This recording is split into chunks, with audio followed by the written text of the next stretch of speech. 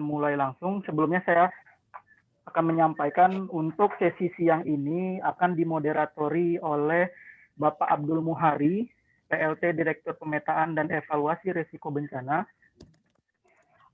Dan kami ingatkan sekali lagi kepada Bapak Ibu yang ada di dalam ruangan Zoom meeting ini untuk menyesuaikan nama sesuai dengan format yang kita sampaikan di dalam kolom chat, yaitu nama instansi underscore nama Bapak Ibu untuk memudahkan komunikasi kita selama kita berada di dalam Zoom meeting ini. Dan untuk daftar hadir boleh dipersilakan untuk mengisi di link yang sudah kami sediakan di kolom chat. Bagi yang sudah mengisi pada pagi hari tidak perlu untuk mengisi kembali. Dan mohon kiranya untuk bisa menggunakan background Zoom yang sudah kami sediakan.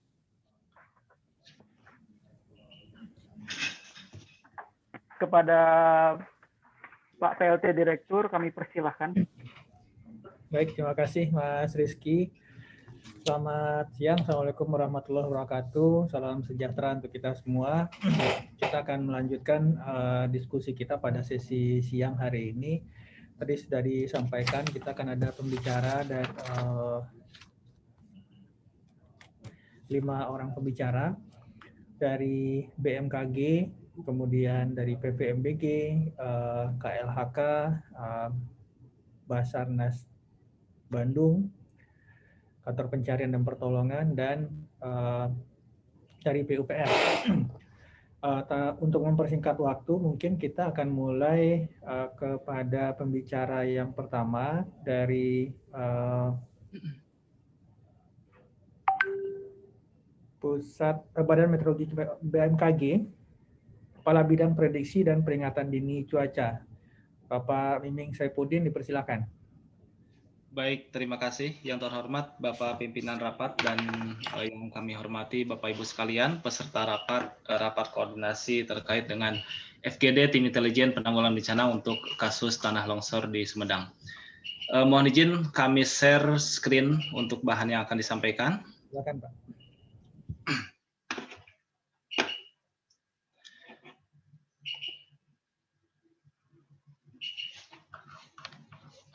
Bismillahirrahmanirrahim. Assalamualaikum warahmatullahi wabarakatuh.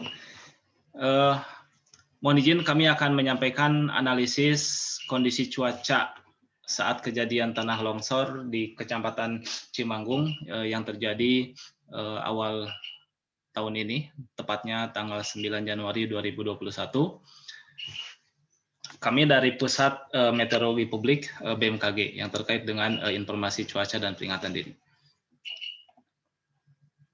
Ya, kalau berdasarkan infografis dari BPBD Jabar terkait dengan informasi kejadian bahwa ada beberapa kondisi yang terdampak dari bencana longsor tersebut, mulai dari yang korban jiwa, kemudian ada rumah yang rusak berat, rumah rusak sedang, kemudian korban jiwa, termasuk juga jumlah yang menunjukkan penduduk yang mengungsi terkait tersebut. Nah, berdasarkan informasi yang didapatkan dari BPBD Sumedang bahwa kejadian longsor tersebut terjadi siang menjelang sore ya, jadi antara kisaran sekitaran siang hingga sore 15 hingga 16. Nah, ini yang kejadiannya tersebut terjadi pada saat kondisi hujan cukup sangat lebat waktu itu di wilayah tersebut. Nah, nanti kita akan menggali lebih dalam seperti apa data yang ada terkait dengan kondisi curah hujan pada saat kejadian tersebut. Ini adalah peta puncak curah hujan. Jadi yang ingin saya tampilkan di sini, saya ingin menjadi awareness bagi kita bahwa saat ini khususnya untuk wilayah Jawa Barat, periode Januari-Februari itu merupakan periode puncak musim hujan. Jadi kalau kita lihat secara spesifik untuk wilayah Sumedang, Jawa Barat bagian tengah, untuk periode Januari dan Februari ini memang pada kisaran masih puncak musim hujan, dalam artian bahwa potensi hujan ataupun cuaca ekstrim dan hujan intensitas lebat hingga sangat lebat, bahkan mungkin ekstrim dalam beberapa kasus, itu bisa dimungkinkan terjadi. Lalu dampak yang dapat ditimbulkan tentunya adalah berbagai macam bencana hidrometeorologis seperti tidak hanya longsor, banjir atau banjir bandang, juga mungkin kemungkinan untuk potensinya masih sangat terjadi untuk periode-periode tersebut.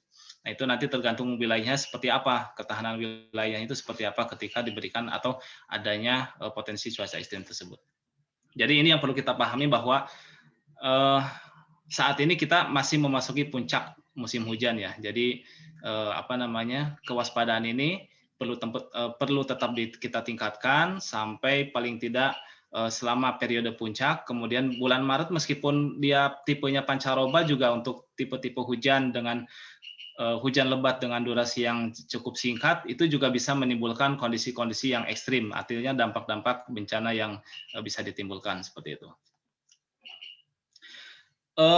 Kalau berkaca dari analisis curah hujan, ini adalah peta sebaran curah hujan dari data observasi.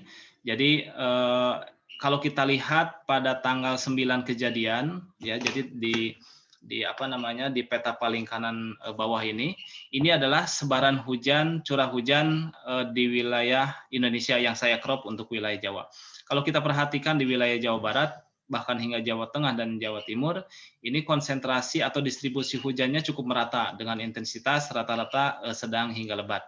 Nah, kalau kita perhatikan di periode sebelumnya, yaitu antara kisaran tanggal 8 ya, tanggal 8 itu di sebelah kiri paling bawah, terlihat bahwa untuk wilayah Jawa Barat itu hujan dengan intensitas secara distribusi umumnya ringan hingga sedang, tapi di beberapa tempat terlihat adanya potensi hujan lebat.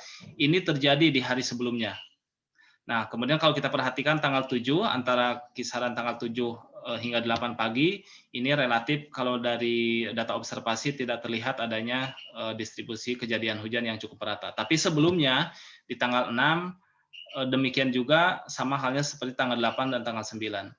Di mana hujan dengan intensitas sedang bahkan hingga lebat itu cukup merata di wilayah Jawa Barat secara umum, termasuk untuk wilayah sekitaran Sumedang di wilayah sini ya. Jadi kalau kita perhatikan secara historis, kejadian hujan sehari atau 2 hari sebelumnya menunjukkan bahwa di wilayah Jawa Barat secara umum kalau kita bicara ini potensi hujannya itu terjadi beberapa hari sebelumnya, dan ini mungkin bisa menjadi salah satu trigger juga yang menjadi salah satu trigger suatu wilayah itu menjadi terlalu jenuh untuk menampung kondisi air hujan seperti itu. Nah, tapi bagaimanapun ini adalah analisis distribusi harian, artinya kejadian secara harian. Nanti kita bisa perhatikan seperti apa sih sebenarnya distribusi dalam waktu jam-jamannya gitu kan. Nah, ini adalah distribusi secara harian, artinya observasi 24 jam menunjukkan distribusi yang cukup merata untuk potensi hujan, terutama pada tanggal 9 dengan intensitas sedang hingga lebat di beberapa titik. Nah, untuk melengkapi data observasi yang sebelumnya tadi disampaikan, ini adalah citra presipitasi berdasarkan satelit cuaca. Jadi ini adalah peta hujan atau presipitasi GSMAP yang coba kami tampilkan. Kalau kita lihat, jadi kalau tipe tadi peta tadi itu kan berdasarkan data observasi yang notabene titik-titik hujannya itu relatif tidak terlalu rapat ya. Nah, kalau kita perhatikan di peta GSMAP ini adalah citra presipitasi pada tanggal 9. Jadi selama periode tersebut menunjukkan intensitas curah hujan antara kisaran lebat hingga sangat lebat untuk beberapa titik terutama. Kalau ini kan konsentrasinya distribusi selama 24 jam. Nah, kalau kita perhatikan dengan memfilter kejadian hujan lebat dengan skala dengan skala 1 jam itu kita kriteriakan lebih dari 10 mm per jam, maka frekuensi kejadian hujan lebatnya itu untuk wilayah Jawa Barat, terutama untuk wilayah Jawa Barat Utara itu ada sampai 4 kali. Jadi dalam hitungannya dalam 24 jam itu ada periode hujan lebat, bahkan sangat lebat untuk di hari tersebut. Nah, nanti kita bisa perhatikan dia konsentrasi kejadian hujannya itu ada di waktu apa? Apakah dini hari, malam, atau siang dan sore. Nah, ini menunjukkan bahwa konsentrasi hujan lebat, kalau ini kan akumulasi selama 24 jam. Nah, kalau yang di sebelah kanan ini menunjukkan frekuensi hujan lebat dalam skala 1 jam, lebih dari 10 mm per jam. Nah, ini untuk menunjukkan bahwa ada kemungkinan potensi hujan lebat itu justru terjadinya itu dalam periode singkat, bisa 1 jam, 2 jam, atau 3 jam. Nah, tidak sampai 1 harian gitu ya. Nanti kita perhatikan lebih lanjut. Nah, jika kita perhatikan perkembangan awan hujan dari citra satelit, bahwa sejak pukul 1 WIB hingga 16 WIB, pertumbuhan awan hujan itu justru relatif lebih signifikan antara pukul 1:30 sampai jam 16.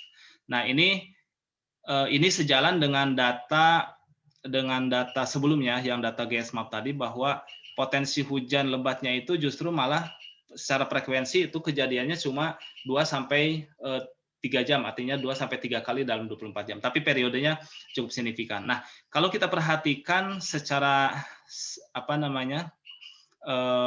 pola jam-jamannya dari citra satelit 10 menitan menunjukkan bahwa justru perkembangan awan hujannya itu lebih signifikan terjadi mulai siang, kemudian berlanjut sampai sore. Jadi kalau kita perhatikan dari jam 1 sampai jam 16, ini sekitar mungkin 2 atau 3 jam, ini pertumbuhan awan hujan ini sangat intens. Jadi kalau saya perhatikan ini memang sangat cepat ya pertumbuhan awan hujannya itu, dari katakanlah dari jam 14 sampai jam 16 dalam periode 2 jam, ini pertumbuhan awan hujan CB jenis-jenis cumulonimbus yang menunjukkan awan hujan, potensi hujannya itu sangat lebat, ini cukup intens. Dalam periode 1 hingga 2 jam pertumbuhan awan hujan ini sangat intens seperti itu. Dan ini mengindikasikan bahwa kemungkinan untuk potensi hujan, curah hujan dengan intensitas yang lebat, bahkan sangat lebat,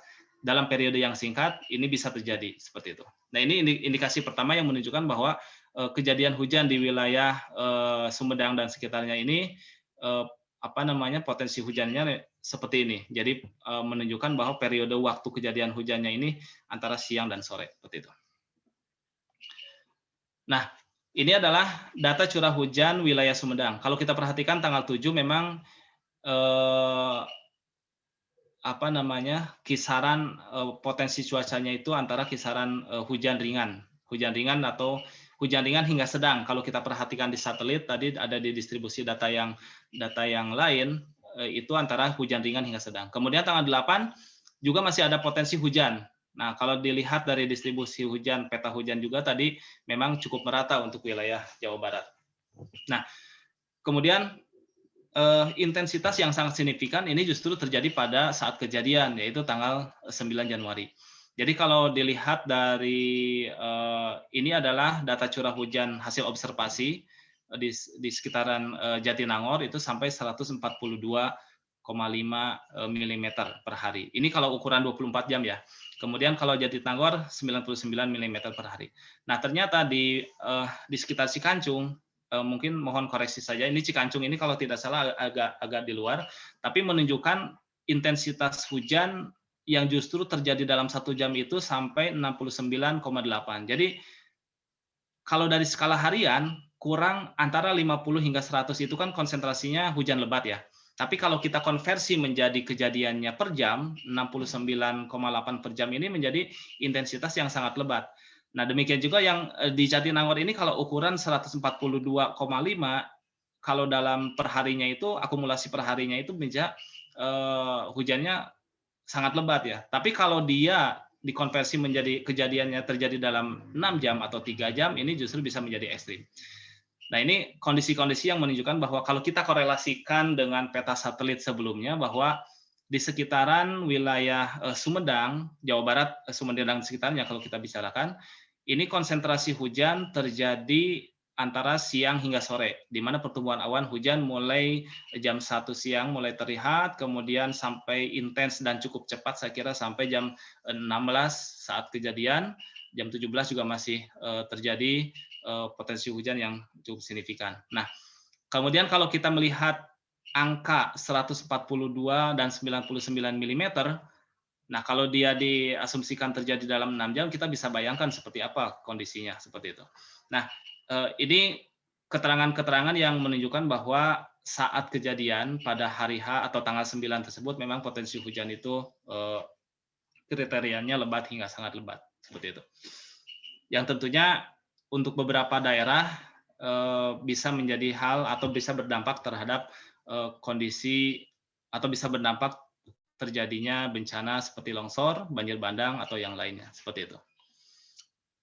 Nah, untuk bicara tentang penyebab tentunya ini sangat teknis ya, tapi bagaimanapun saat kondisi, kalau kita bicarakan di awal bahwa saat ini periode puncak hujan sedang kita memasuki periode puncak hujan, tentunya kewaspadaan terkait tersebut harus terjadi, karena pen-trigger kondisi cuaca ekstrim itu kan banyak untuk saat ini, baik monsun, kemudian konvergensi menimbulkan pertumbuhan awan hujan yang signifikan, kemudian adanya gelombang atmosfer, MJO, Kelvin, equatorial Rossby, tapi bagaimanapun itu adalah triggernya.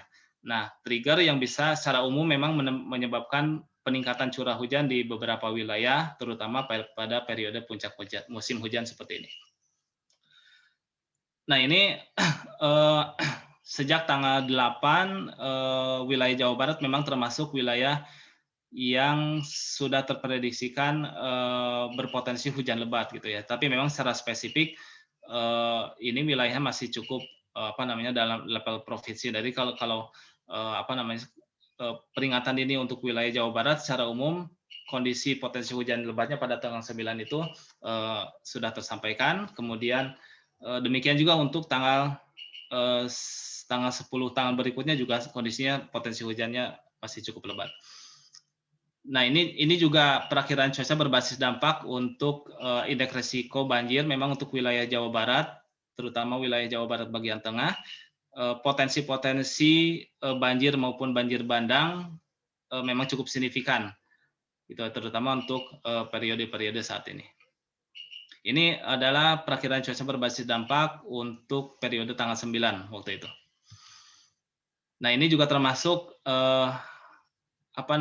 warning peringatan dini yang dikeluarkan oleh Stasiun Koordinator Jawa Barat, yaitu Stasiun Klimatologi Bogor, yang telah dikeluarkan sejak siang hari. Kemudian setelah teridentifikasi pada hari tersebut hujan lebat, maka pemantauan terkait dengan potensi cuaca ekstrim pada periode 3 hingga 6 jam itu sudah mulai dilakukan. Dan ini juga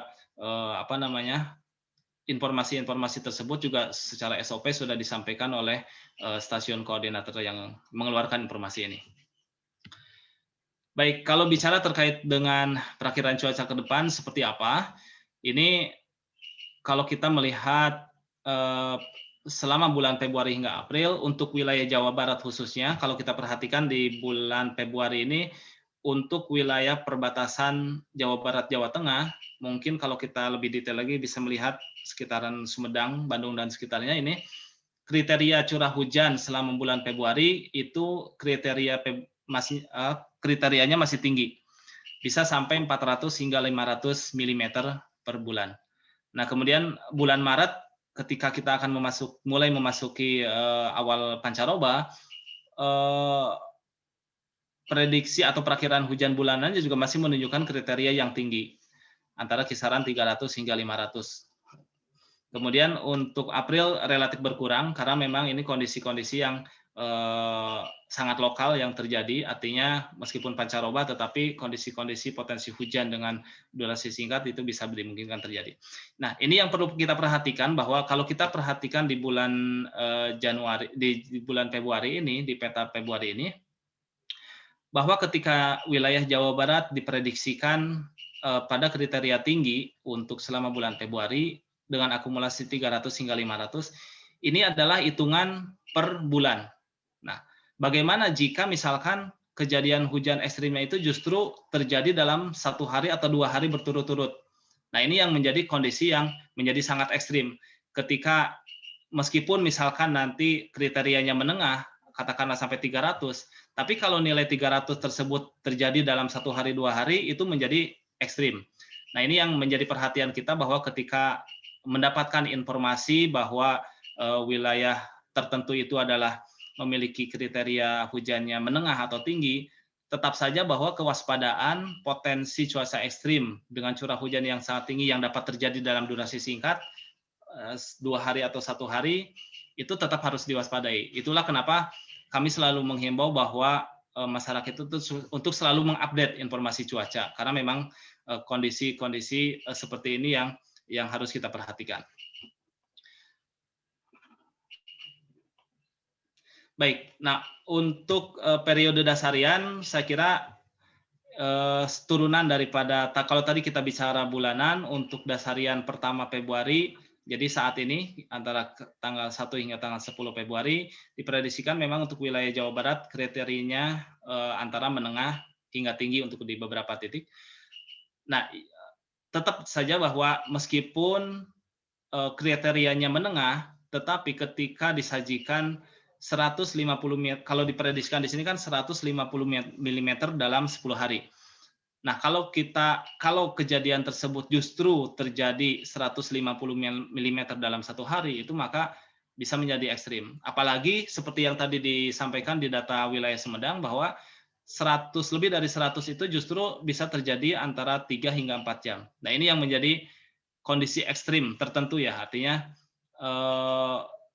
kita tidak perlu terjebak dengan nilai-nilai seperti ini, tapi yang perlu dipastikan bahwa potensi-potensi ekstrim yang bisa terjadi dalam durasi singkat ini yang harus menjadi kewaspadaan kita justru seperti itu. Sehingga bahkan sampai bulan Maret pun ketika kita akan memasuki pancaroba, kewaspadaan hujan lebat dalam skala harian juga harus diwaspadai. Kalau kita bicara untuk wilayah Jawa Barat seperti itu. Nah, kalau ini untuk perakiraan wilayah Jawa Barat antara kisaran sepekan ke depan, memang secara umum kalau dari sisi model berdasarkan data terakhir antara kisaran hujannya ringan hingga sedang di beberapa titik, terutama untuk wilayah utara dan wilayah selatan. Nah, tetapi yang tetap harus menjadi concern dan perhatian bahwa update informasi perakiraan cuaca itu harus selalu diupdate, karena bisa kalau dari sisi pemodelan perakiraan cuaca tentu itu bisa berubah setiap harinya. Makanya kita perlu untuk mengupdate informasi cuaca yang terbaru. Nah, ini saya kira untuk wilayah Kabupaten Sumedang secara spesifik memang sudah tercantum, atau maksudnya untuk wilayah Kecamatan Cimanggung, informasi-informasi perakiraan dini cuaca dan informasi perakiraan cuaca reguler juga sudah tersedia di alamat yang di sini ada di bmkg.go.id.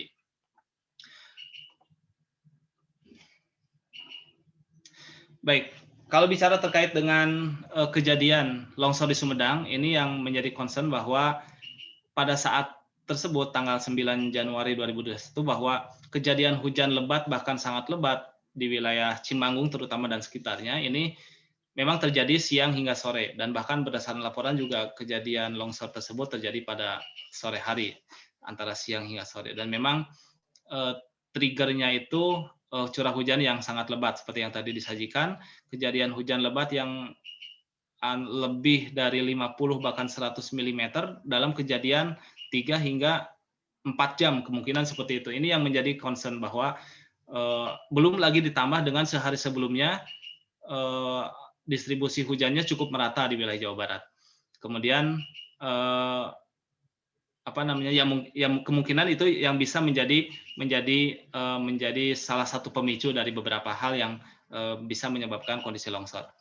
Nah, kalau secara umum untuk wilayah Jawa Barat, saya kira kewaspadaan di puncak musim hujan selama Februari ini tetap harus kita tingkatkan, karena kejadian longsor dan beberapa kejadian bencana hidrometeorologis di beberapa tempat juga ini harus menjadi concern kita bahwa potensi cuaca ekstrim masih mengancam untuk periode bulan ini, dan ini kewaspadaan juga tetap harus kita tingkatkan. Demikian yang dapat kami sampaikan, Bapak Pimpinan. Kami kembalikan dan terima kasih. Assalamualaikum warahmatullahi wabarakatuh. Baik, waalaikumsalam warahmatullahi wabarakatuh. Terima kasih Pak Mimi. Jadi memang di antara jam 14 sampai jam 16 pada tanggal 9 itu terjadi curah hujan cukup tinggi ya, 100 sampai 140 mm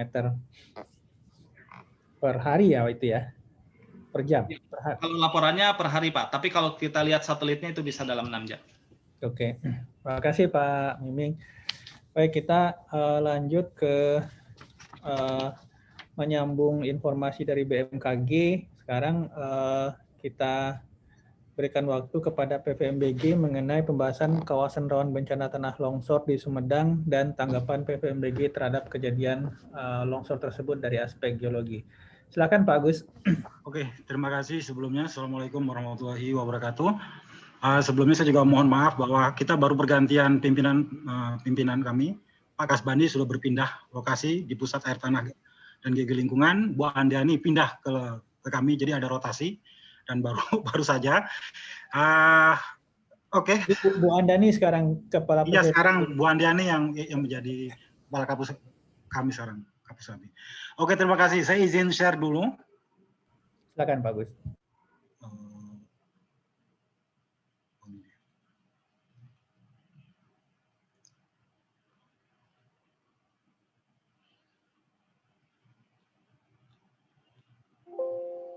Sudah tampak? Sudah, silakan Pak Gus. Oke, terima kasih. Sebelumnya saya ucapkan terima kasih dari BMKG tadi. Jadi memang menarik kalau terkait dengan curah hujan dan responnya di bumi. Jadi kita tahu bahwa ketika curah hujan itu dalam kategori hujan lebat, bahwa memang tidak semua wilayah itu longsor. Dan ini menjadi satu acuan bagi kita juga, kriteria apalagi yang berikutnya. Bagaimana bumi itu merespon curah hujan ini sendiri. Nah, kalau kita lihat ini, kami waktu itu bertugas adalah 10 sampai 17 Januari. Dan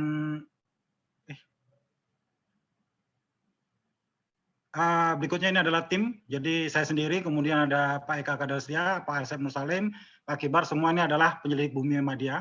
Dan pertama yang paling mudah.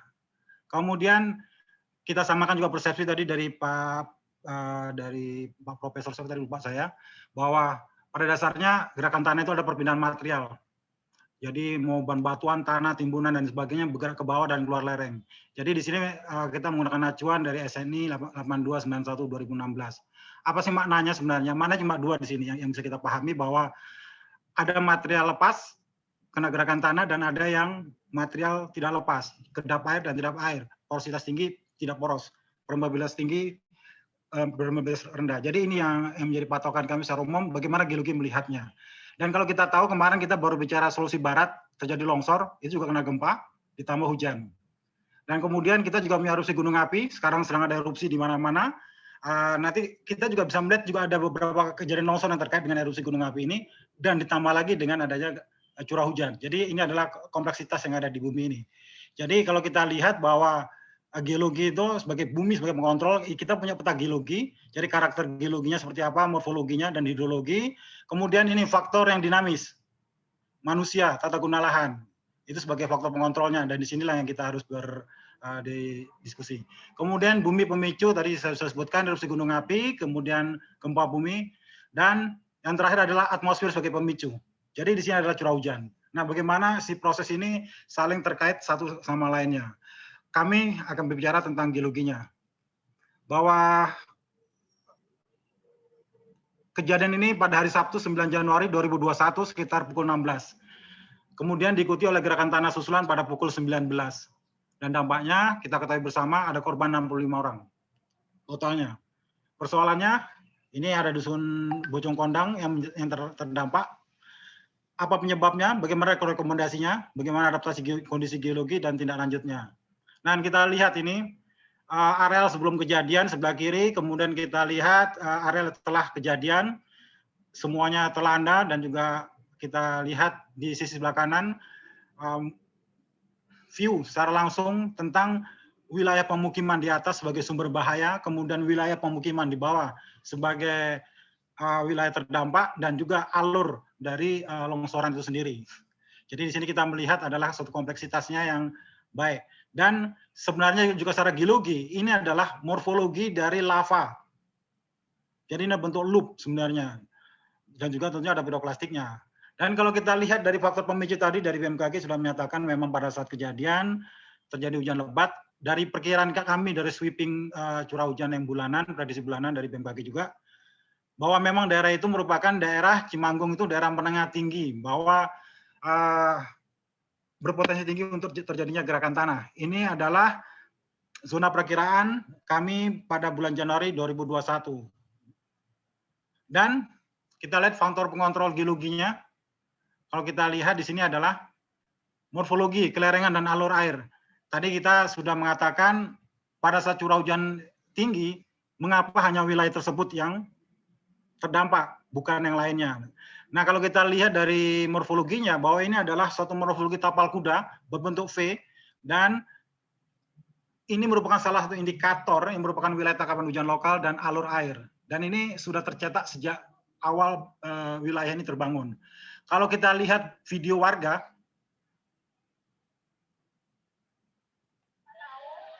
nah video warga ini menunjukkan ada debit air besar di bawah lereng sesaat pasca longsor. Pertama pada pukul 16. Dari manakah sumber air ini? Ya inilah sebenarnya bahwa daerah ini memang sangat mudah untuk terinfiltrasi air dan juga merupakan daerah reservoir air. Tetapi dengan sepanjang waktu kita akan melihat bahwa wilayah ini juga menjadi berpotensi terjadinya longsor. Oke. Kemudian selanjutnya faktor pengontrol geologi.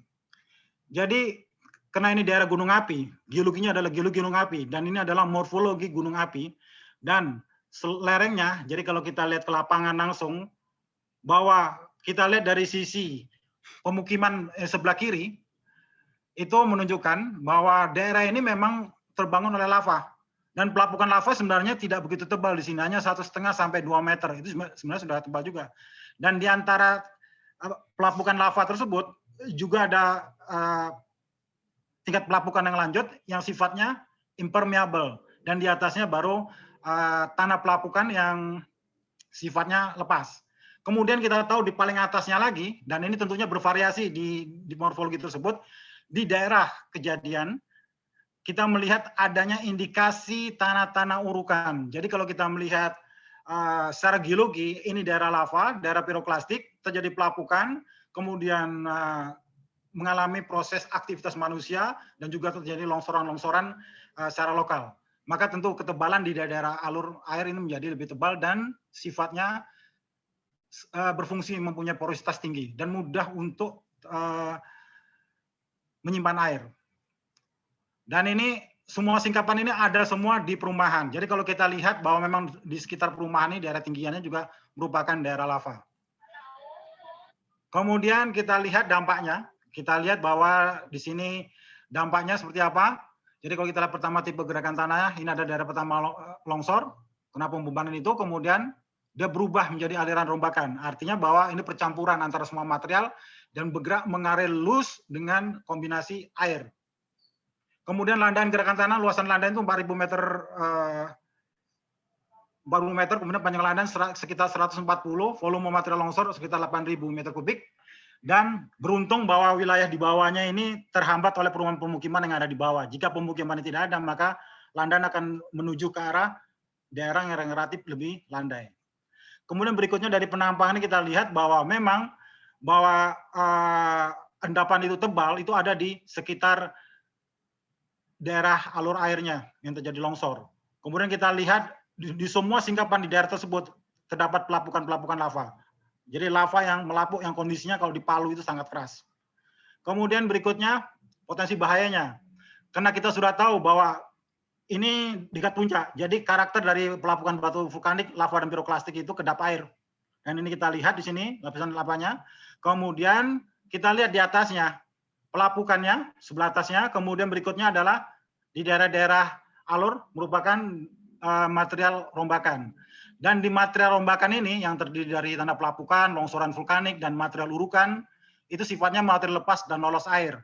Dan setempat kita dapatkan aliran bahan rombakan atau banjir bandang skala kecil di wilayah atas. Ini banyak material-material kasar bercampur dengan yang halus, membentuk satu aliran rombakan. Dan juga banyak longsoran-longsoran kecil di sekitar sana.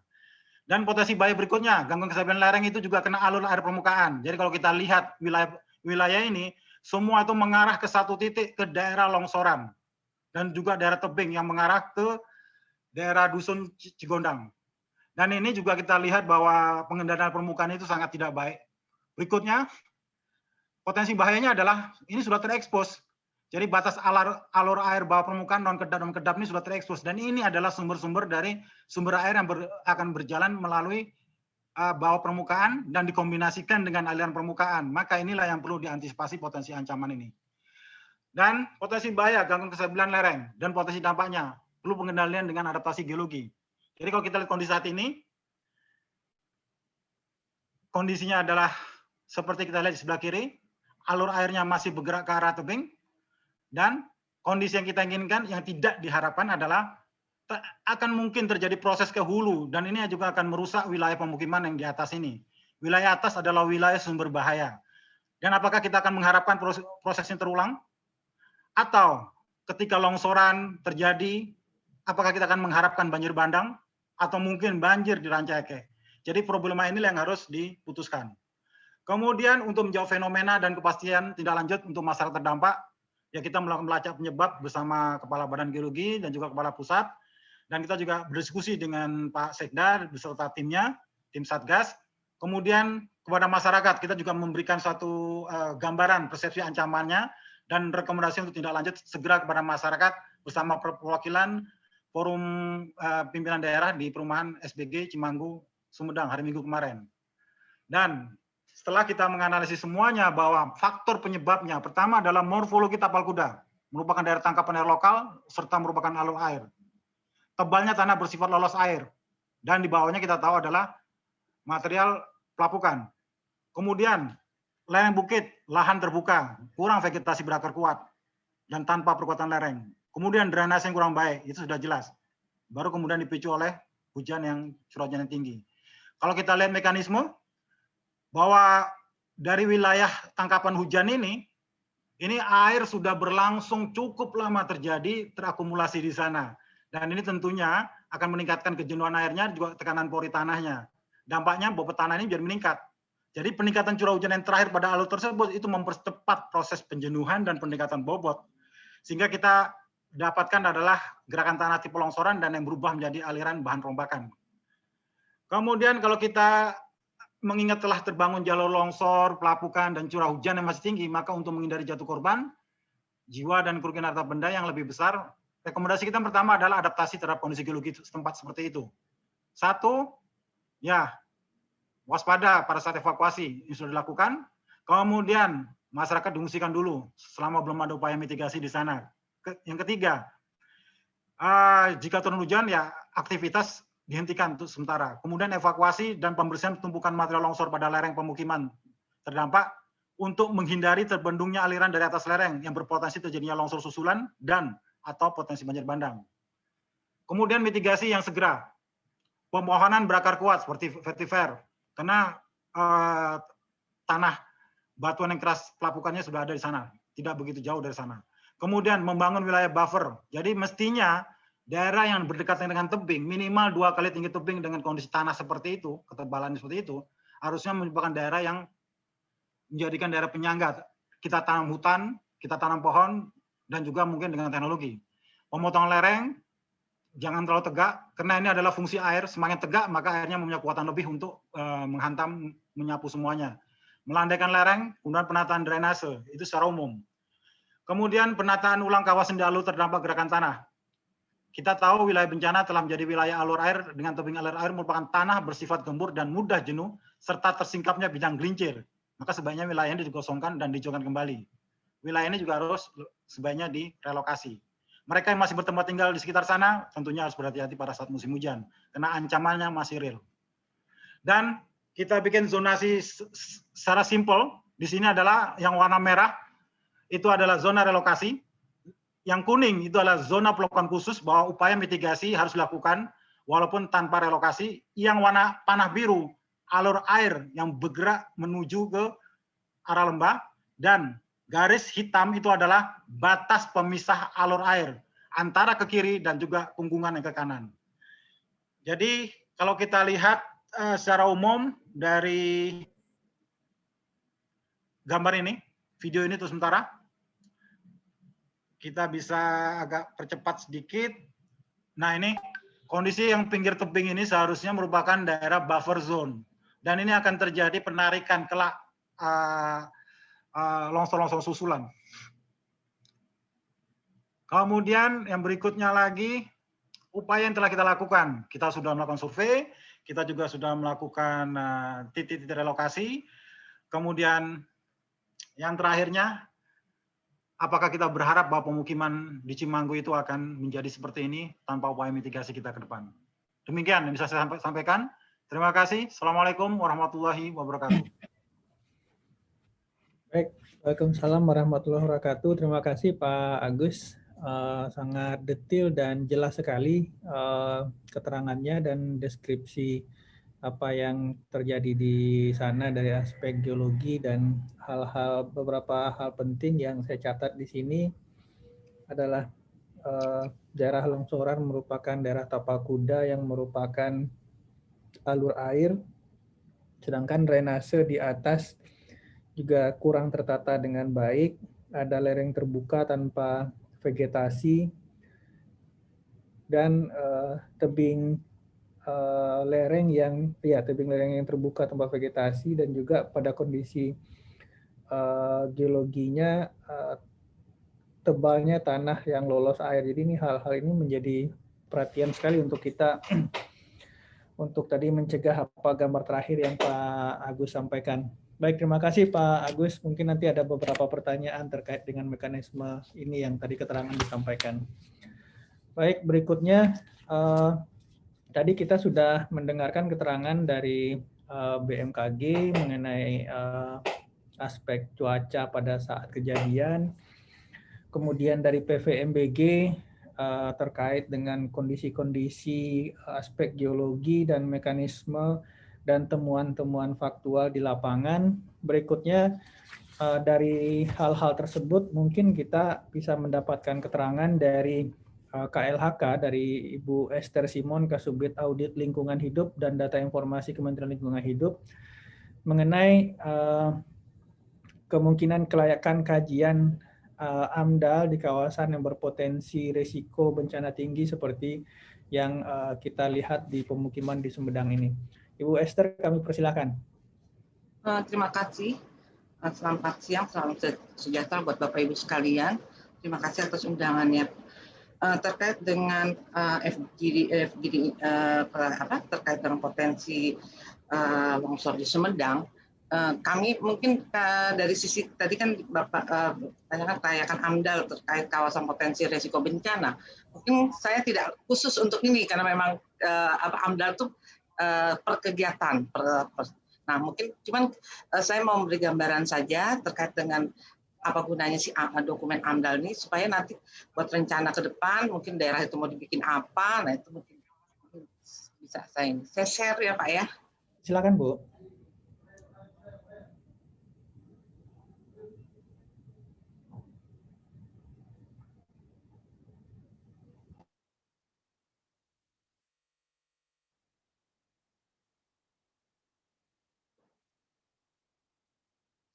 Sudah terlihat Pak?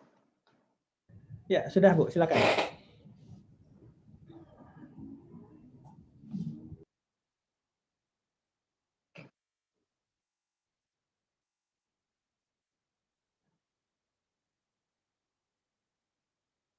Nah, mungkin saya akan bawa terkait dengan dokumen lingkungan hidup, manfaat AMDAL dan menggunakan dokumen sendiri. Karena saya tahu bahwa di sini teman-teman dari teman-teman BNPB mungkin ada yang belum terinformasi terkait dengan apa sih dokumen AMDAL sendiri atau mungkin dokumen lingkungan lainnya, dan lalu kaitannya dengan kejadian-kejadian ke depannya. Jadi mungkin saya akan bicara terkait dengan aspek legalitas perizinan, di mana suatu dokumen lingkungan itu diperlukan terkait dengan izin lingkungan sendiri, di mana dari izin lingkungan itu akan didapat dari proses AMDAL atau penyusunan AMDAL atau KLPL. Nah, namun sebelum dokumen AMDAL atau KLPL disusun, itu yang pasti kita harus sesuai dengan tata ruangnya. Karena kalau tidak sesuai dengan tata ruang, dokumen tersebut tidak mungkin dinilai, karena memang aturan kami harus sesuai tata ruang, kalau tidak boleh melakukan penilaian. Nah, AMDAL atau dokumen KLPL itu untuk rencana kegiatan. Jadi di mana dokumen ini merupakan kajian secara ilmiah dari berbagai aspek lingkungan sendiri. Nah, izin nanti setelah mendapat izin lingkungan akan dapatkan izin usaha, lalu izin pakai atau yang lainnya. Lalu terkait dengan pelaksanaan pengawasan sendiri. Setiap kegiatan yang sudah mempunyai izin lingkungan atau dokumen lingkungan itu diwajibkan melakukan pelaporan. Nah, dari hasil pelaporan tersebutlah yang nanti menjadi input buat perbaikan-perbaikan. Nah, terkait tadi saya lihat gambaran dari bencana yang disampaikan oleh teman-teman dari biologi, itu kelihatan ada perumahan pemukiman yang mungkin nanti kita cek juga RKLPL-nya dia, kewajibannya dia sendiri. Nah, terkait dengan izin lingkungan sendiri, izin ini diberikan kepada setiap orang yang melakukan usaha atau kegiatan yang wajib AMDAL atau KLPL dalam rangka perlindungan pengelolaan lingkungan. Jadi ini untuk mendapatkan izin usaha atau kegiatan. Saya nggak tahu pemukiman yang di sana apakah sudah punya izin lingkungan atau dokumen lingkungannya sendiri. Nanti mungkin kita bisa juga menjadi investigasi juga di sini. Nah, sekarang ada Undang-Undang CK, di mana kalau Undang-Undang 32 tahun 2009, persetujuan lingkungan itu SKKL, surat kelayakan lingkungan untuk AMDAL, dan UKLPL itu rekomendasi UKLPL. Ini untuk mendapatkan izin lingkungan, baru izin usaha. Nah, dengan undang-undang yang baru, izin lingkungan sudah tidak ada, tapi kita masuk ke persetujuan lingkungan, di mana masuk ke perizinan berusaha. Jadi perizinan berusaha sendiri nanti akan memuat persyaratan, kewajiban, dan aspek lingkungan yang dihasilkan dari proses dokumen. Jadi tetap ada, tapi sudah tidak bicara izin lagi. Nah, jadi pokok pengaturannya sendiri, jadi persetujuan lingkungan itu ada AMDAL, UKLPL, dan SPPL. Ini kita integrasikan di perizinan berusaha. Karena semangatnya Undang-Undang Cipta ini, Undang-Undang Cipta Kerja ini adalah penyederhanaan izin sendiri. Ini saya kaitkan karena sebelakang saya bicara terkait dengan izin lingkungan yang masih berlaku sekarang. Lanjut.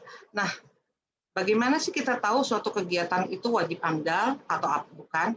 Nah, kita bisa lihat di sini adalah peraturan Men-LH 38 tahun 2019. Dalam peraturan tersebut, kalau masuk ke situ dia kegiatan itu wajib AMDAL. Nah, kalau tidak wajib AMDAL, maka dia cukup membuat UKLPL. Nah, di sini untuk yang skala-skala kecil itu biasanya kita minta suruh membuat SPPL. Jadi di sini untuk dua kategori yang AMDAL dan UKLPL ini masuk ranah izin lingkungan, sedangkan SPPL tidak, karena khusus ini untuk kegiatan mikro dan usaha mikro dan kecil. Nah, definisi AMDAL, apa sih AMDAL sendiri? Sekali lagi, AMDAL itu kajian dampak penting dari usaha atau kegiatan yang direncanakan. Jadi tidak ada suatu kegiatan sudah jalan buat AMDAL, itu nggak boleh. Untuk proses pengambil keputusan. Jadi AMDAL sendiri bukan izin. Sekali lagi, AMDAL ini kajian ilmiah. Di situ memuat berbagai informasi yang terkait dengan geofisik, sosial ekonomi, sosial budaya, sampai masukan dari masyarakat.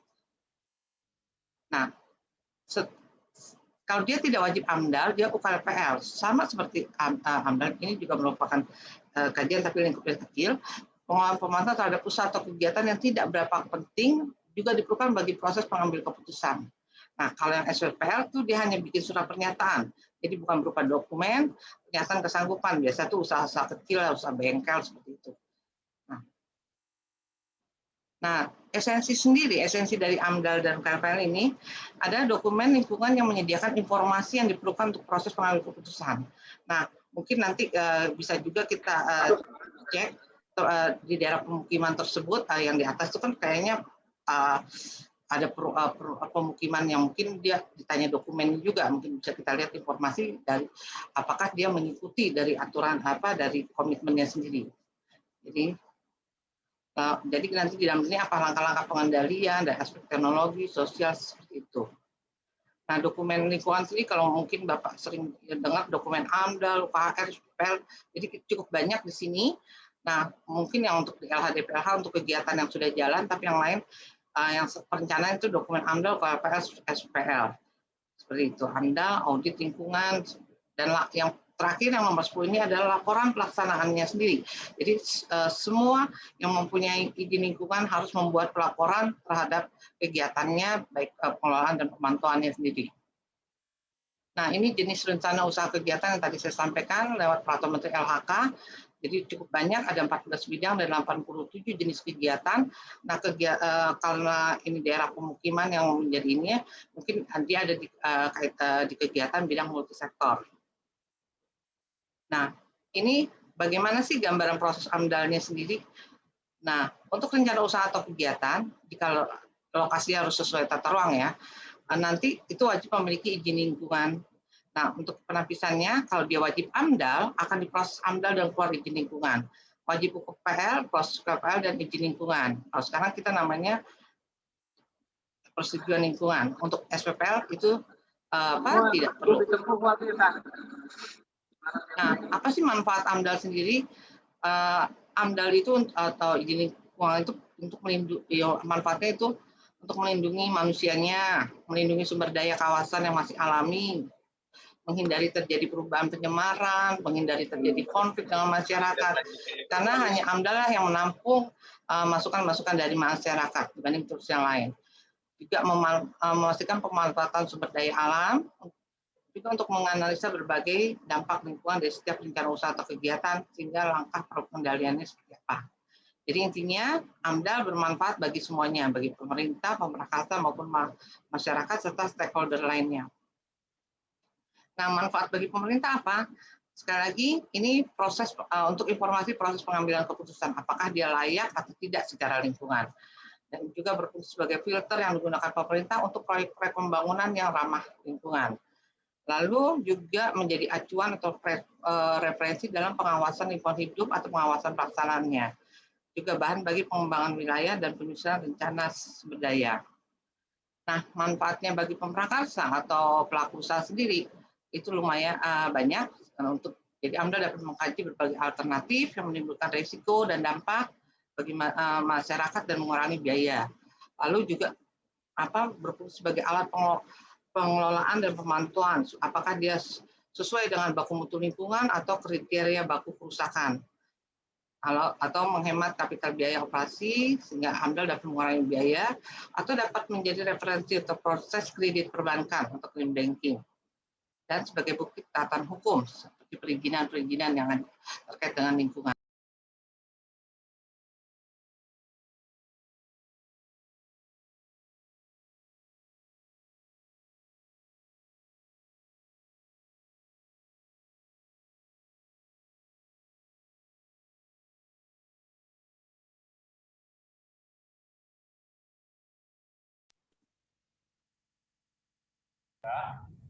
Pak, terdengar Pak? Dia terdengar Bu Esther, silakan dilanjut. Tadi unmute, saya kaget. Oke, sorry. Nah ini yang tadi sorry. Sekarang menggunakan dokumen lingkungan hidup dalam pengelolaan risiko dampak lingkungan. Jadi analisa risiko terkait dengan lingkungan sendiri, kita tahu ada suatu kegiatan yang wajib AMDAL misalnya, rencana itu wajib ada dilakukan penyusunan lewat pendekatan studi tunggal, terpadu atau kawasan, dan itu juga ada di lokasi misalnya kawasan lindung, apakah berbatasan, lokasinya apakah padat penduduk, atau sedang, atau dampak lingkungannya seperti apa. Ini semua akan dikaji di dalam dokumennya. Nah, di dalam dokumen AMDAL, kalau kita anatomi dokumen sendiri, itu ada deskripsi rencana usaha. Jadi ada di sini RONA, ada aspirasi masyarakat yang nanti akan dikaji untuk mengetahui dampak penting atau dampak lainnya, sehingga kita ketahui nanti pengelolaan ke depan ada pemantauannya. Ya. Nah, untuk yang deskripsi rencana usaha atau kegiatan, itu akan kita tahu komponen kegiatan yang berpotensi penyebab dampaknya. Jadi kalau misalnya pembangunan perumahan, apakah dia ada di dekat lereng atau apa, nah mungkin ada dampak yang timbulkan kalau dia membangun di situ. Lalu pengelolaan lingkungan hidup yang sudah disiapkan atau direncanakan, itu nanti seperti apa pengelolaannya seperti itu. Ini dari rencana usaha atau kegiatan. Nah, ini diskusi RONA. RONA ini sangat penting untuk kita mengetahui kondisinya. Kalau tadi disampaikan daerah tersebut secara geologi sebenarnya nggak baik ya untuk daerah pemukiman. Nah, ini pun juga di sini di komponen lingkungan terkena dampak itu kita akan ngecek dari geofisik, geologi, semua soil survey seperti itu, biologi, picture, sosial ekonomi sampai kesehatan. Nah, dari ini usaha atau kegiatan sekitar proyek, kita akan minta gambaran lengkap usaha atau kegiatan existing yang berada di situ. Jadi kegiatan sekitar seperti itu. Nah, karena ini timnya ini terkait dengan investigasi bencana yang terkait dengan longsor Sumedang dan dari gambaran tadi bahwa daerah tersebut ada pemukiman pemukiman yang mungkin dikelola oleh satu pelaku usaha atau itu mungkin akan kita bisa cek di dokumennya sendiri apakah dokumennya sendiri bicara kondisi area tersebut. Mungkin nanti kita lihat di deskripsi ronanya.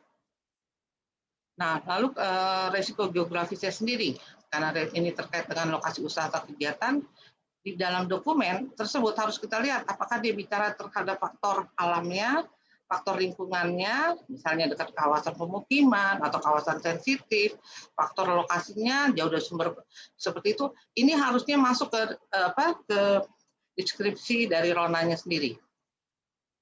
Nah, nanti setelah ini dikaji, akan ada pelaksanaan tahap prakonstruksi, tahap konstruksi, tahap operasi. Di sini akan bicara detail kegiatan prakonstruksi seperti apa sampai operasionalnya sendiri. Karena biasanya amdal-amdal pemukiman itu biasanya mereka detail di tahapnya prakonstruksi konstruksinya saja. Pas operasi biasanya mereka tinggal saja. Jadi sering sekali di pemukiman amdal-amdal pemukiman atau pelaku usaha yang ini tidak membuat pelaporan terkait yang kegiatan yang sudah jalan tersebut, di mana pengelolaannya seperti apa. Nanti mungkin akan kita cek juga itu dokumennya. Nah, ini contoh saya ambil dari pembangunan pemukiman yang amdal pemukiman karena ini kebetulan permasalahannya yang terkait di Sumedang ini. Jadi di dalam deskripsi kegiatan pembangunan pemukiman itu pertama identitas pemrakasannya, pelaksana kegiatan, ya, seperti itu. Nah, lokasi kegiatan itu harus disebutkan misalnya luas area, layout, tujuan RT RW, ekosistem, membutuhkan kegiatan seperti itu. Misalnya tipe rumahnya seperti apa. Ini saya ambil dari panduan penilaian AMDAL UKLPL kegiatan perumahan. Ini untuk kegiatan. Lalu prasarananya, jaringan jalan yang mau dibangun, jaringan pembuangan, bangunannya seperti apa, lalu utilitasnya seperti apa yang akan dibangun, jaringan air bersih, jaringan gas, lalu pelaksanaan pembangunan dari pemancangan, peralatan digunakan, itu harus masuk di dalam dokumen AMDAL-nya sendiri, sehingga kita jelas tahapan-tahapan dari kegiatan tersebut. Nah, komponen lingkungan yang harus dikaji di dalam dokumen itu terkait dengan tata ruang misalnya. Lalu kebijakan tata ruangnya sendiri membolehkan nggak di daerah tersebut digunakan pemukiman? Kalau memang tidak, itu sebenarnya ya harusnya udah waktu di pelakon penilaian harusnya tidak boleh begitu. Lalu penggunaan lahan, kegiatan sekitar, transportasi, ini tata ruangnya. Lalu dari fisik. Izin Ibu 3 menit lagi ya Bu ya. Izin. Maaf. Izin waktunya 3 menit lagi Bu. Oke. Ini cuma gambaran aja. Jadi intinya komponen lingkungan itu dari tata ruang, fisik, biologi, sosial ekonomi itu harus sudah dikaji. Jadi yang terutama dari fisik geologi, geomorfo, geohidrologi seperti itu. Jadi nanti ada potensi dampak, ada perubahannya, peningkatan bangkitan seperti itu. Ini semua sebenarnya sudah ada harus dikaji di dalam dokumen AMDAL-nya tersebut. Nah, otomatis kita akan mengidentifikasi resikonya. Jadi kehilangan lapisan, peningkatan risiko banjir, risiko tanah longsor, sedimentasi, itu harus ada di dalam dokumen. Nah, ini hanya contoh komitmen di RKPL. Jadi intinya Pak, karena ini areanya area pemukiman, mungkin dicek saja dulu dokumen lingkungannya, apakah bicara terkait dengan kondisi, terutama kondisi fisiknya sendiri. Jadi sebelum kita, karena ini investigasi, buat kita mengetahui ke depannya apakah area tersebut bisa digunakan lagi untuk pemukiman lagi atau gimana. Mungkin itu yang bisa saya sampaikan, mohon maaf, karena sekali lagi kami hanya bicara AMDAL Kertapak, jadi tidak bisa membicarakan terkait yang kegiatan yang tanah longsor yang terjadi. Mungkin mitigasinya lah ke depan. Ini itu, terima kasih. Baik, terima kasih Bu Esther. Bu Esther, saya ada pertanyaan singkat saja. Untuk Oke, Pak. pengawasan RKL RPL, sebenarnya kalau misalkan pemrakarsa tidak melaporkan hasil pemantauan RKL RPL-nya tiap tahun, itu ada sanksi nggak, Bu? Harusnya ada, Pak. Di dalam Undang-Undang 32, itu kalau dia tidak melakukan pelaporan sesuai izin lingkungan atau sesuai surat kelayakan lingkungan, itu izin lingkungannya bisa dicabut. Oh, artinya kalau izin Kalau izin lingkungannya dicabut, izin usahanya cabut, gitu, Pak. Oh, oke. Jadi dia memang harus RKL-nya yang dicek. Ya. Baik, terima kasih Bu Esther. Oke, terima kasih, Pak.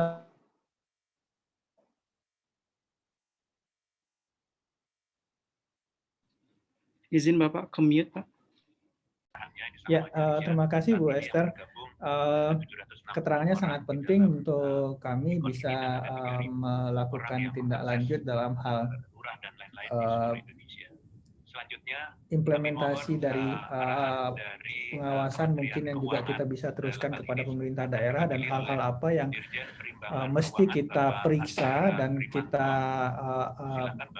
asesmen lebih lanjut untuk mencegah kejadian serupa, baik itu di lokasi yang sama atau di lokasi yang lain. Terima kasih Bu Esther. Sama-sama, Pak. Baik, berikutnya kita masuk ke pembicara yang keempat siang hari ini, itu dari Kepala Kantor Pencarian dan Pertolongan Bandung.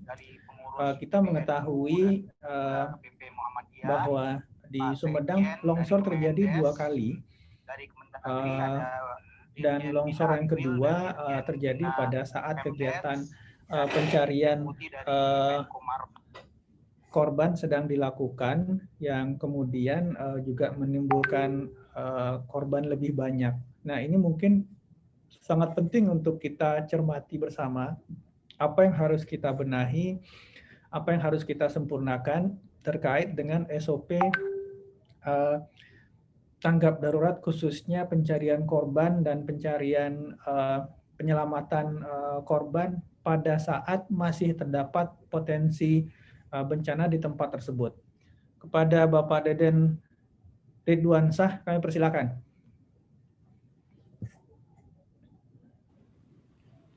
Baik, selamat siang. Assalamualaikum warahmatullahi wabarakatuh. Waalaikumsalam warahmatullahi wabarakatuh. Yang saya hormati para narasumber, pimpinan dalam kegiatan ini yang kami hormati, Bapak-bapak yang ikut di dalam Zoom pada kesempatan ini.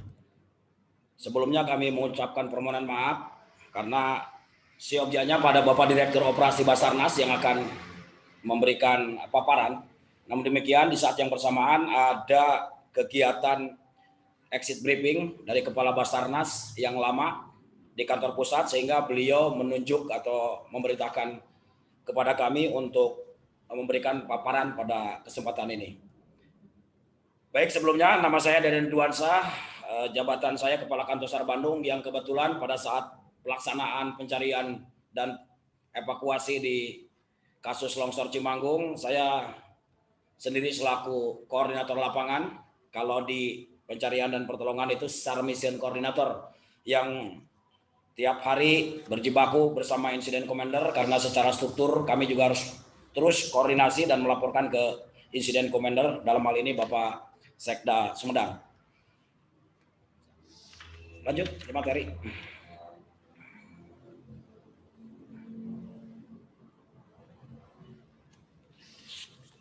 Bapak Ibu yang saya hormati, sebagai landasan hukum dalam pelaksanaan operasi pencarian dan pertolongan itu yang pertama adalah Undang-Undang Nomor 24 Tahun 2007 seperti kita wajib bersama tentang penanggulangan bencana, kemudian Undang-Undang Nomor 29 Tahun 2014 tentang pencarian dan pertolongan, kemudian ada Peraturan Pemerintah Nomor 22 Tahun 2017 tentang operasi pencarian dan pertolongan, kemudian Perka BNPB Nomor 14 Tahun 2010 tentang pedoman pembentukan pos komando tanggap darurat, kemudian ada Perban Nomor 03 Tahun 2020 tentang pelaksanaan dan penghentian pelaksanaan operasi pencarian dan pertolongan. Ini sebagai landasan hukum pada pelaksanaan operasi pencarian yang kami laksanakan pada saat terjadi longsor di Cimanggung. Bapak Ibu, kemudian secara kelembagaan, ini sesuai dengan Undang-Undang Nomor 29 Tahun 2014, Pasal 1 Ayat 7, bahwa Basarnas adalah lembaga kementerian lembaga pemerintahan non kementerian yang menyelenggarakan urusan pemerintah di bidang pencarian dan pertolongan. Kemudian untuk kedudukan, Basarnas lembaga non kementerian yang berada di bawah dan bertanggung jawab langsung kepada Bapak Presiden. Dan untuk tugas pokoknya sesuai dengan Peraturan Presiden Nomor 83 Tahun 2016, Basarnas memiliki tugas membantu Presiden dalam menyelenggarakan urusan pemerintah di bidang pencarian dan pertolongan. Lanjut.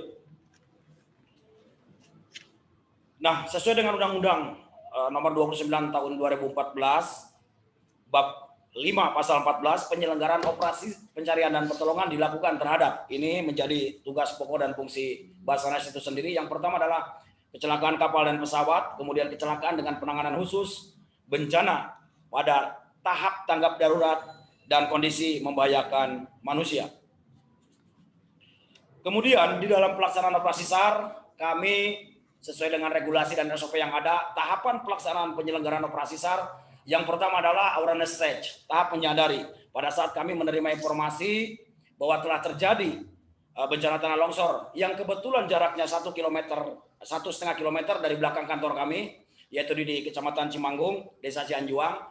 Kami langsung mencatat, kemudian kami identifikasi, dan kami laksanakan Prikom dan Eskom sebagai tindak lanjut dari awareness stage, yaitu tahap tindak awal. Bersamaan dengan itu, kami tentunya langsung merespon dengan memberangkatkan SAR Rescue Unit yang memang ada standby di kantor kami. Dan pada saat yang bersamaan, kami juga melaksanakan 4 penanganan. Jadi pada saat tanggal 9 Januari 2021 itu, kami ada 4 ya di daerah Jawa Barat ini menangani masalah yang terjadi di Jawa Barat. Banjir di Rancaekek, kemudian juga di daerah Cimanggung juga ada banjir, kami tangani juga. Kemudian kami juga melakukan pencarian terhadap 4 mahasiswa yang melaksanakan atau yang disorientasi di Gunung Patuha Ciwidey. Nah, di saat yang bersamaan kami mendapatkan laporan dari Babinkantim Desa Cianjuang bahwa terjadi tanah longsor yang pada laporan awalnya itu hanya 1 korban. Kemudian setelah kami laksanakan Prikom, berkembang menjadi 8, bahkan ada yang menyampaikan ada 14 korban. Kemudian kami berangkatkan tim setelah menerima informasi tersebut sebagai tahap tindak awal. Begitu tiba di sana itu sekitar kurang lebih 2,5 jam, karena pada saat yang bersamaan alur atau tran Bandung Garut, Bandung Tasik itu terputus karena kedalaman tinggi di depan KHT sangat luar biasa sehingga bus truk tidak bisa melewati jalan tersebut. Yang otomatis semua dialihkan ke daerah Jatinangor dan tembus ke daerah Parakan Muncang. Dan lokasi atau jarak atau daerah yang mengalami longsor harus ditempuh dan diakses melalui jalur tersebut. Dan kami walaupun hanya 1,5 km, kami 2,5 jam baru bisa masuk ke lokasi longsor.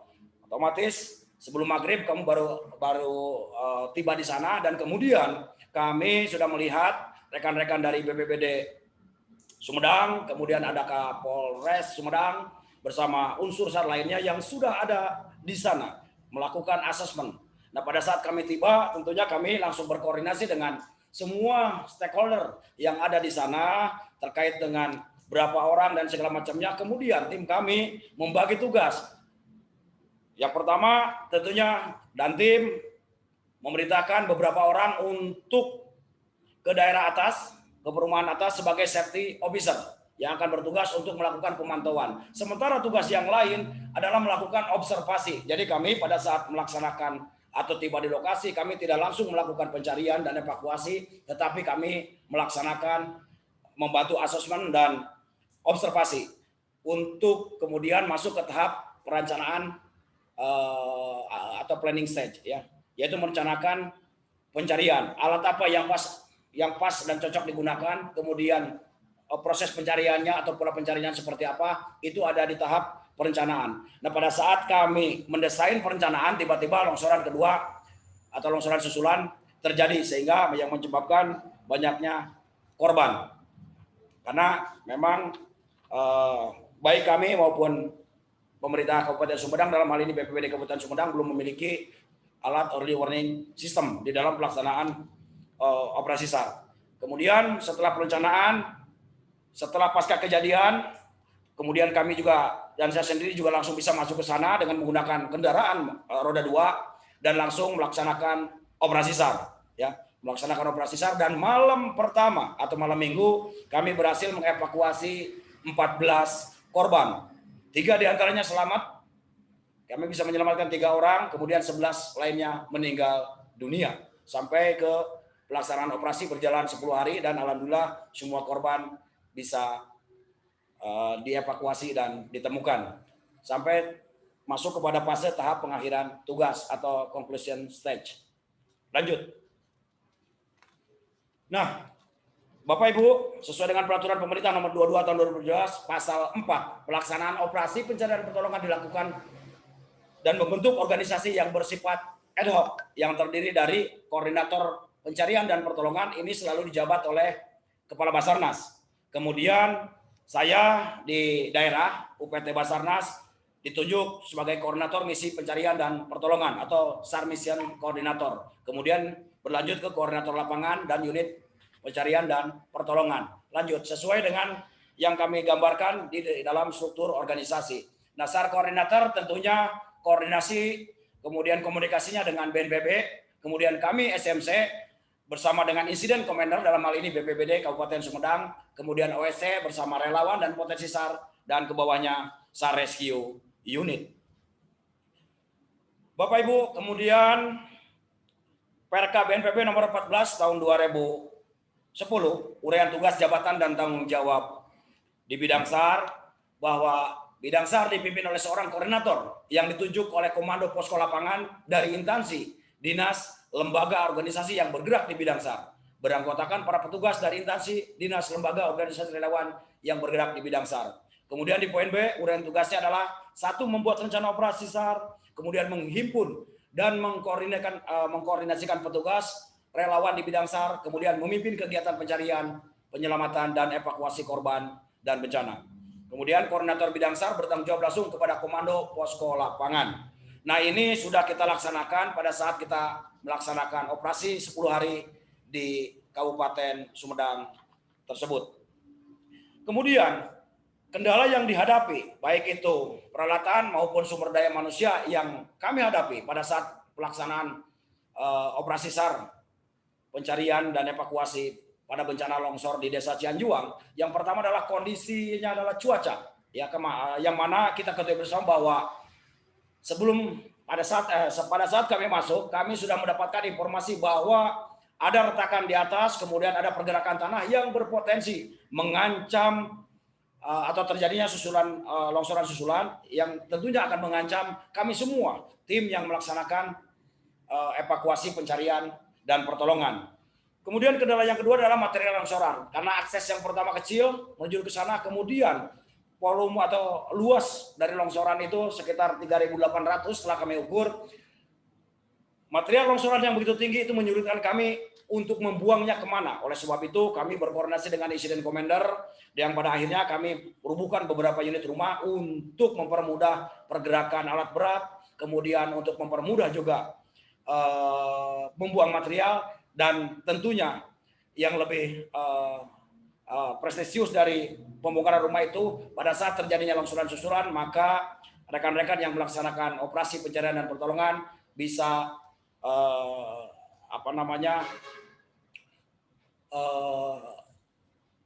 berlindung dan menghindar dari longsoran atau potensi longsoran susulan. Kemudian tentunya potensi longsoran susulan. Kemudian peralatan yang membantu kami dalam melaksanakan operasi selama 10 hari, dan ini peralatan-peralatan yang memang kita sering gunakan di dalam pelaksanaan operasi SAR bencana tanah longsor. Itu yang pertama adalah alat berat, kemudian juga Alkon, yang mana kemarin Alkon kami kendala dengan tidak adanya air, ya, atau sumber air, sehingga kami berkolaborasi dengan unit pemadam kebakaran baik itu dari Kota Bandung maupun dari Kabupaten Sumedang. Kemudian alat penerangan, alat ekstraksi, dan peralatan manual. Kemudian kendala yang terjadi pada sumber daya manusia adalah terbatasnya sumber daya manusia yang memiliki kompetensi di bidang search and rescue. Oleh sebab itu, kami pasca melaksanakan operasi pencarian dan evakuasi terhadap korban longsor di Kabupaten Sumedang, kami mengajak seluruh relawan, seluruh potensi SAR yang ada, baik itu dari unsur TNI, Polri, kemudian pemerintah daerah dan organisasi mandiri dari masyarakat, kami mengajak untuk selalu meningkatkan kemampuan sumber daya dengan latihan bersama. Lanjut. Dan adapun sebagai akhir dari pemaparan ini, saran dari kami yang pertama adalah perlunya penyusunan rencana kontingensi dengan melibatkan stakeholder terkait, serta ini sudah dilakukan kami lihat, tetapi uji simulasi ini dalam Rencon itu sangat jarang dilaksanakan. Oleh sebab itu saran kami, Rencon yang sudah dibahas bersama-sama dengan stakeholder terkait perlu dilakukan uji simulasi secara terus-menerus. Kemudian pencegahan, mitigasi, dan kesiapsiagaan untuk mengatasi longsor perlu dilakukan secara terus-menerus. Dan tentunya di dalam mitigasi dan kesiapsiagaan kami mengharapkan BNPB atau BPBD dengan FRB-nya menggandengkan tangan dengan Basarnas terkait dengan nanti kami bisa memberikan bimbingan teknis kepada masyarakat untuk bagaimana cara menyelamatkan diri sendiri, kemudian menyelamatkan keluarganya, serta menyelamatkan orang di sekitarnya. Karena mau tidak mau, suka tidak suka, masyarakat itu sendirilah sebagai pahlawan atau sebagai rescue pada saat terjadinya bencana tersebut. Kemudian yang ketiga adalah perlunya adanya tim reaksi cepat dari PPMBG yang memahami dan bisa menentukan potensi ancaman longsoran susulan yang nantinya akan selalu bergandengan tangan juga bersama dengan Basarnas baik maupun dengan BPBD untuk melakukan atau sebelum melakukan pencarian dan pertolongan. Barangkali itu saja yang bisa disampaikan. Mohon maaf atas segala kekurangan. Kami akhiri dengan wabillahi taufiq wal hidayah. Assalamualaikum warahmatullahi wabarakatuh. Waalaikumsalam warahmatullahi wabarakatuh. Terima kasih Pak Deden. Basarnas merupakan ujung tombak kita semua ketika terjadi bencana dan melakukan penyelamatan dan pertolongan kepada korban. Kami menggarisbawahi tadi ada beberapa poin di halaman terakhir paparannya Pak Deden, karena mungkin keterbatasan alat early warning system pada saat bencana, maka mungkin ini Pak Agus Badan dari PVMBG sangat penting, mungkin PVMBG terlibat dalam tim reaksi cepat pada saat-saat awal untuk menentukan apakah proses pertolongan dan penyelamatan korban masih berpotensi longsor susulan atau tidak. Ini mungkin dan kemudian uji simulasi dari Rencon kami akan teruskan ke Deputi Pencegahan untuk bisa kemudian ditindaklanjuti. Terima kasih Pak Deden. Berikutnya kita sampai pada narasumber yang terakhir dari PUPR, Ibu Direktur Rumah Khusus Kementerian Pekerjaan Umum dan Perumahan Rakyat yang akan membahas mengenai perbaikan infrastruktur dan relokasi masyarakat terdampak yang berada di kawasan rawan longsor. Kepada Ibu Yusniwati kami persilakan Bu Direktur. Baik, terima kasih Pak Moderator. Assalamualaikum warahmatullahi wabarakatuh. Selamat siang Ibu dan Bapak sekalian. Saya mohon izin share screen Bapak. Silakan Bu.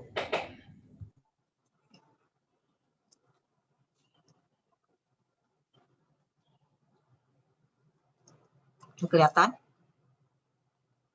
Kelihatan Pak? Belum muncul Ibu. Belum muncul.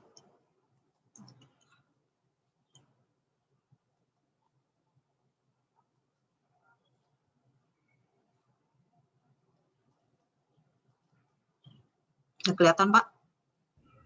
Ya, sedang. Ya, oke.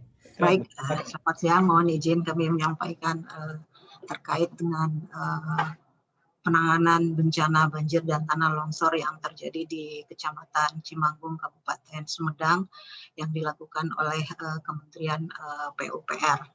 Dalam hal ini kami dari Direktorat Rumah Khusus, karena memang yang terkait dengan penanganan bencana alam itu sebenarnya ada 2 tahap. Yang pertama itu tahap tanggap darurat yang sudah dilakukan oleh Kementerian PUPR pada masa tanggap darurat, itu dari teman-teman dari Direktorat Jenderal Sumber Daya Air, kemudian dari Direktorat Jenderal Bina Marga, dan juga dari Direktorat Jenderal Cipta Karya. Kemudian untuk tahap berikutnya adalah tahap rehab dan rekonstruksi. Dalam hal ini adalah pembangunan rumah. Dan sebelumnya mungkin ini kami sampaikan sedikit mengenai kronologis bencana banjir dan tanah longsor yang terjadi di Kabupaten Sumedang yang terjadi pada tanggal 9 Januari. Saya kira tadi mungkin sudah banyak disampaikan oleh Direktur. Mohon izin, mungkin bisa di slide show, Bu. Oke, Pak. Ya. Ya, baik. Jadi ini kronologis yang terjadi pada tanggal 9 Januari dan sudah ditetapkan oleh Bapak Bupati Sumedang sebagai status tanggap darurat sampai dengan 29 Januari.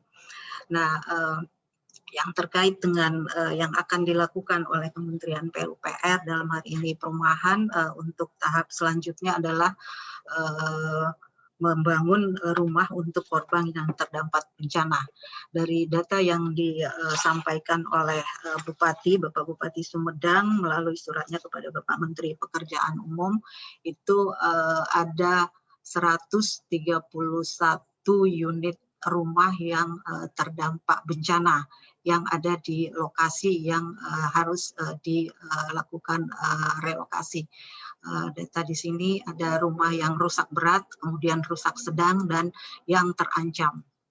Kemudian ini lokasi bencana yang ada di Kabupaten Sumedang. Di sini kita lihat mungkin tadi sudah banyak disampaikan ya. Nah, di sini ada zona merah. Di sini adalah sekitar 131 rumah yang menjadi korban bencana yang harus direlokasi karena lahan ini tidak dapat dibangun kembali karena merupakan lahan yang rawan merah ya.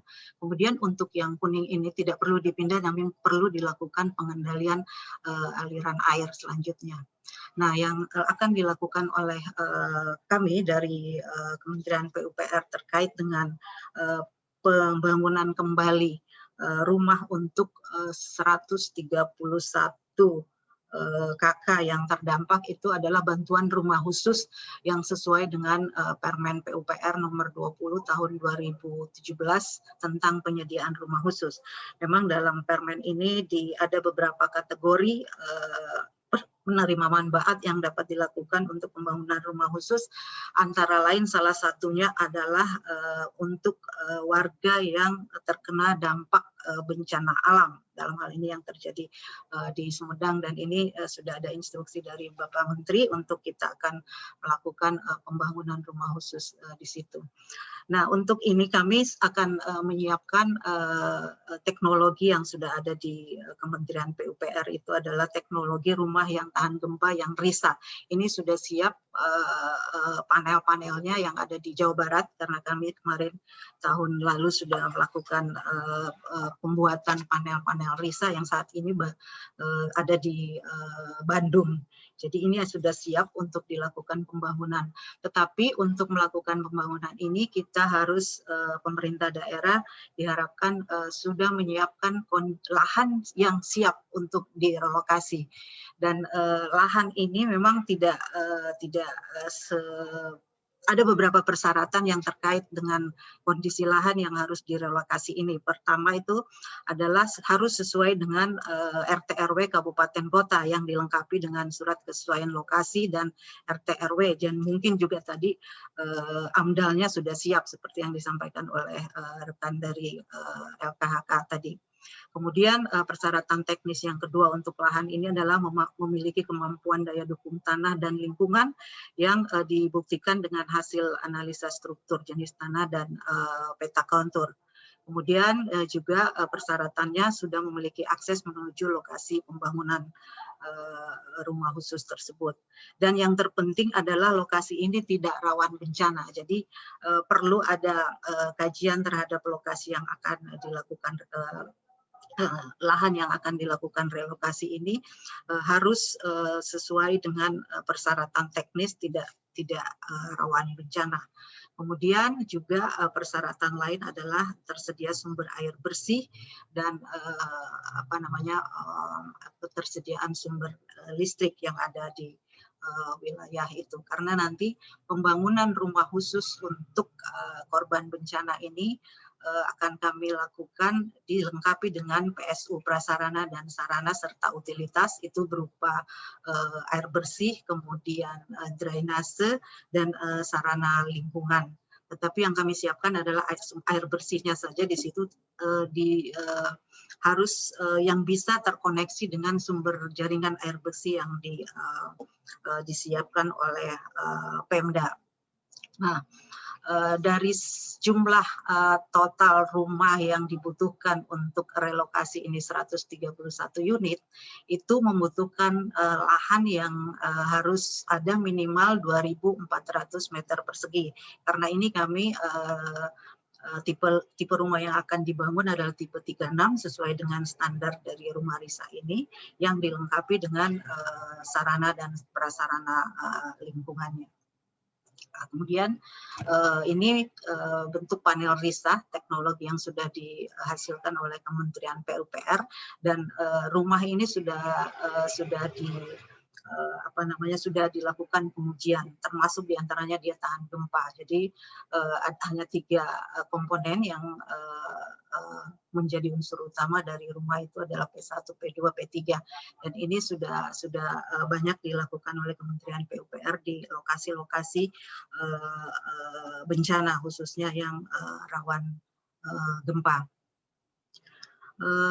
Mungkin sementara segitu dulu, Bapak. Terima kasih atas kesempatannya.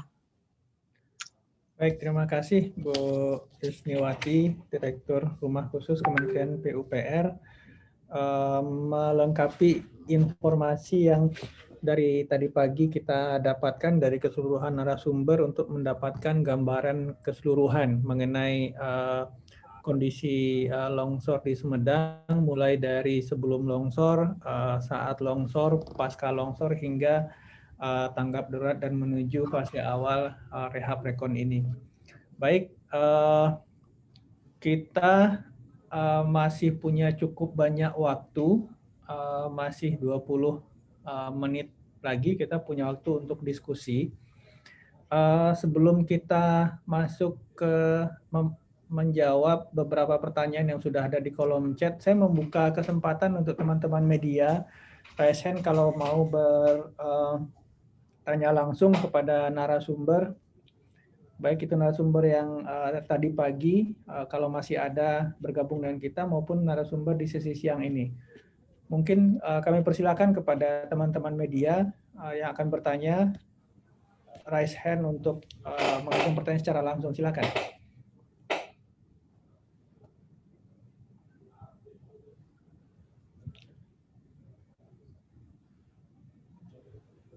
Izin Bapak, ada Ibu Ika dari Unpad. Oke, dari Unpad. Silakan. Silakan, Mbak. Ya, selamat siang. Assalamualaikum warahmatullahi wabarakatuh. Perkenalkan, nama saya Putri. Izin buka video dulu. Nah, nama saya Putri. Saya dari IKA Antropologi Unpad. Kebetulan sekarang sedang turun menjadi relawan. Bekerja sama dengan kami berkoordinasi dengan BPBD Sumedang yang standby di sini. Ada Pak Agus dari Setda, kemudian Pak Agus juga dari BPBD Sumedang. Nah, kami itu kemarin kan dari sejak 2 minggu yang lalu, setelah berkoordinasi dengan BPBD, kami berfokus di untuk menjadi relawan di posko logistik di SMAN Cimanggung. Nah, kemarin kami ngobrol-ngobrol dengan dengan para penanggung jawab yang dari BPBD, kemudian dengan Pak Agus dari Setda juga, bahwa sebetulnya di sini itu sangat dibutuhkan relawan gitu. Sementara kemarin juga saya secara mandiri minta bantuan kepada komunitas-komunitas relawan yang ada di mana-mana lah, di Kota Bandung, kemudian di Sumedang juga melalui teman-teman saya. Nah, mereka agak skeptis tentang kebutuhan relawan ini. Sementara kemarin saya ngobrol-ngobrol dengan pihak BPBD bahwa relawan ini cukup dibutuhkan hingga 6 bulan ke depan karena ya untuk distribusi, kemudian untuk penerimaan bantuan dan penyortiran dan segala rupa. Sementara kami yang sudah ya mungkin 2 minggu bagi rekan-rekan sekalian tidak terlalu lama, tetapi bagi yang standby di sini cukup cukup kalau bahasa Sundanya mah cangkel lah, cukup nah untuk itu mumpung ada forum di sini, kami bermaksud apabila ada teman-teman di sini juga yang datang dari komunitas relawan atau dari teman-teman mandiri juga kami undang kedatangannya di sini bekerja sama dengan kami untuk kami harap sih ada pergantian seperti itu, ada pergantian tenaga dan segala rupa karena memang tenaganya masih dibutuhkan. Karena kemarin dari berita yang kami terima setelah tanggap darurat dari Basarnas dicabut, banyak relawan yang pulang. Sebetulnya di masa-masa pertama banyak yang datang, tapi setelah Basarnas dicabut, relawan juga pulang. Padahal kebutuhan itu masih dibutuhkan sampai 6 bulan ke depan katanya. Untuk itu mohon responnya di forum ini atau kepada dari BNPB juga mungkin bisa memberikan solusi gitu. Atur nuhun. Ya, selamat siang. Dan kami Saya Putri, Pak. Oh iya, ya, dari IKA Antropologi Unpad. Ya. Oke. Mbak Putri, kita teruskan nanti ke Deputi Pencegahan yang menggawangi Des Relawan bencana, yang pasti informasinya akan kita tindak lanjuti. Terima kasih. Berikutnya mungkin masih ada dari rekan-rekan peserta yang ada di ruang Zoom. Jika ingin bertanya langsung pada narasumber, kami persilakan. Sementara mungkin Mbak Evelyn bisa merekap dulu pertanyaan dari kolom chat. Izin Bapak, ini ada pertanyaan untuk Pak Agus Budianto, PVMBG dari Sekda Sumedang. Ya, silakan. Pertanyaannya adalah untuk zona merah, apakah itu fix 100% harus direlokasi atau ada beberapa yang bisa ditreatment melalui teknologi, contohnya rumah warga yang masih zona merah tapi jaraknya jauh dari bidang gelincir. Lalu untuk Pemda dari Hermawan IAP ya, terkait apakah peta risiko rawan bencana sangat tinggi pada skala 1:25.000 hingga 1:5.000 sudah dipetakan dan diakomodasi dalam Perda RT/RW RDTR sebagai dasar pemberian rekomendasi TKPRD atau Rekom Pembangunan. Karena dalam Permen ATR 14 tahun 2020, database peta RTR, peta rawan bencana ini diminta sebagai ketentuan khusus dalam overlay pola ruang. Atau mungkin sudah ada tapi belum diperhatikan. Terima kasih. Baik, mungkin pertanyaan pertama untuk Pak Agus, kemudian pertanyaan yang kedua mungkin ini untuk Bapeda Kabupaten Sumedang, kabupaten atau kota? Bapeda Sumedang atau BPBD Sumedang untuk bisa diberikan informasi dan klarifikasi. Pak Agus, kami persilakan Pak Agus. Oke, terima kasih untuk pertanyaannya, terutama ke Pak Sekda. Mungkin pertanyaan ini sudah disampaikan juga kepada saya sebelumnya. Jadi begini, bahwa zona merah yang di atas itu kan ketebalan soil material lepasnya itu, baik dari urukan, longsoran tanah, dan juga dari pelapukan itu sendiri, itu memang tebal. Itu sekitar 10-12 meter. Jadi kalau kita tarik zona amannya sampai ke atas, yang di bagian dari hulunya, itu sekitar 2 kali lipatnya. Karena mengacu pada kasus yang kemarin, itu ada juga di video-video semuanya, jadi itu fakta empiris itu bagus sekali, menunjukkan bahwa posisi 2 kali lipat, karena ini bidang gelincirnya ada di situ, 10 meter, Jadi ketebalan si tanah lepas itu 10 meter sampai 15 meter di bagian atas, itu harus di 2 kali lipatkan. Karena erosi ke hulu itu akan sangat membahayakan. Jadi dia akan menarik 2 kali lipat, seperti yang kasus pertama itu. Itu satu. Terus yang kedua, terutama ini yang sumber bahaya yang di atas. Yang kedua adalah bahwa semua alur air ini mengarah ke arah lembah di depan. Jadi mengarah ke arah utara. Artinya apa? Bahwa sumber alur airnya masih ke sana, ketebalan antara zona gelincir dengan tanah itu juga tebal, artinya masih sekitar 12 meteran dengan bidang gelincir. Jadi di situ ada 2 ancaman, aliran permukaan dan juga aliran bawah permukaan. Dan ini dua-duanya kalau tidak di treatment secara tepat, dan ini akan bisa menyapu yang bagian di atasnya. Dan itu maka itu zona yang merah di atas sebenarnya itu adalah zona buffer zone yang memang lebih baik untuk bisa menangkal alur air yang dari atas.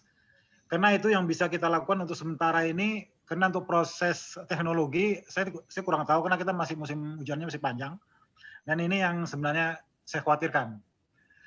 Persoalan teknologi nanti mungkin dari rekan-rekan PU yang akan menjawab. Mampu nggak untuk menjawab seperti itu. Jadi intinya satu, bahwa di zona tebing, ini juga nanti mungkin untuk seluruh Indonesia dengan kasus yang sama, semestinya tidak dibangun terlalu dekat.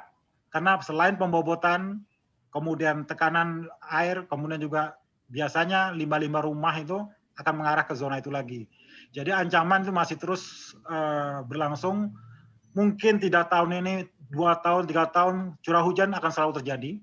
Maka itulah ancaman akan menjadi permanen di sini. Maka untuk itu solusinya juga permanen. Tapi itu mungkin yang bisa saya sampaikan. Karena ini keterkaitan dengan kondisi geologi. Pelapukannya dan urukannya dan longsoran gabungan antara itu semua di zona alur ini memang tebal. Itu yang kita khawatirkan. Demikian. Baik, terima kasih Pak Agus. Kata kuncinya memang kalau kita punya ancaman permanen, maka solusinya juga harus permanen. Kalau tidak, kita akan selalu mengulangi kesalahan yang sama. Baik, mungkin dari Pemda Sumedang ada yang mungkin bisa memberikan klarifikasi mengenai akomodasi dari peta risiko rawan bencana pada RDTR. Mungkin saya juga menyampaikan bahwa kalau kajian risiko bencana skala kabupaten kota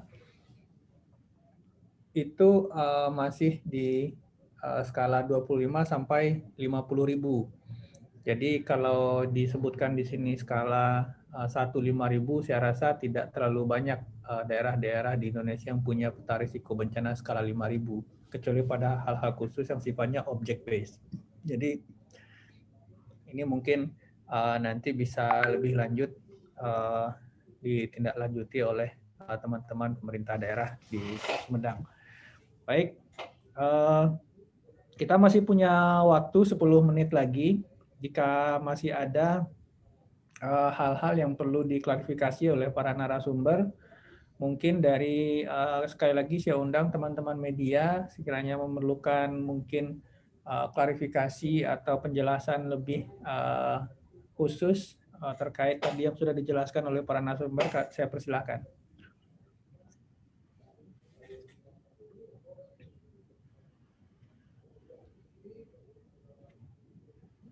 Sambil menunggu, mungkin Mas Rizky, apakah kita masih punya pertanyaan di kolom chat? Izin Bapak, sudah tidak ada pertanyaan lagi, cuman mungkin ada permohonan saja dari Pak Eko dari LIPI untuk BMKG terkait data curah hujan. Mungkin nanti bisa ditindaklanjuti Pak untuk mencari data curah hujan yang per jamnya untuk wilayah daerah longsor Cimanggung, Kabupaten Sumedang di stasiun Jatinangor. Ini bisa langsung dijawab oleh Pak Miming, mungkin prosedur permohonan data jam-jaman ini ya. Silakan Pak Miming. Baik, terima kasih Bapak Ibu sekalian. Untuk permohonan data tentunya kalau data ada di pusat database ya, artinya di pusat yang lain. Nanti saya coba share kontak yang bisa digunakan nanti di chat aja. Oke, terima kasih Pak Miming.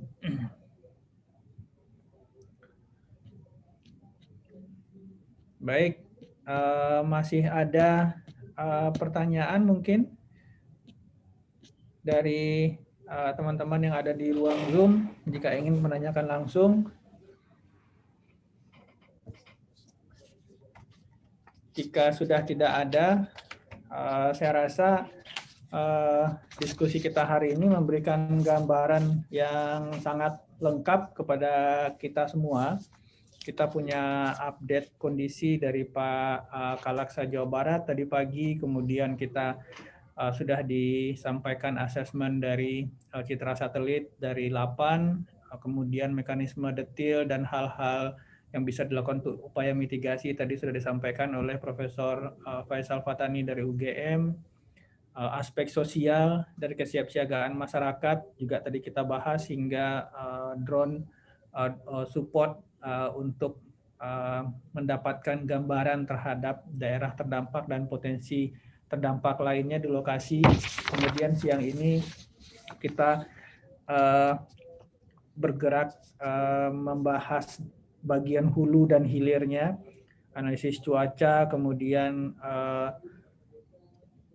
bahasan detail dan fakta-fakta dari lapangan yang disampaikan PVMBG, kemudian aspek regulasi yang mungkin bisa kita lihat bersama disampaikan oleh Ibu Esther dari KLHK, dan hingga hal-hal yang mungkin menjadi perhatian kita bersama tadi dalam fase-fase pertama tanggap darurat, masa golden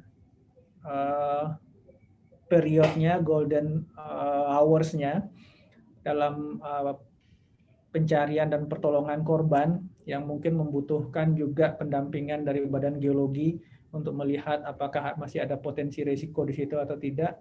Hingga tadi kita sudah disampaikan rencana perbaikan infrastruktur dan perumahan kawasan terdampak oleh Ibu Direktur Rumah Khusus Kementerian PUPR.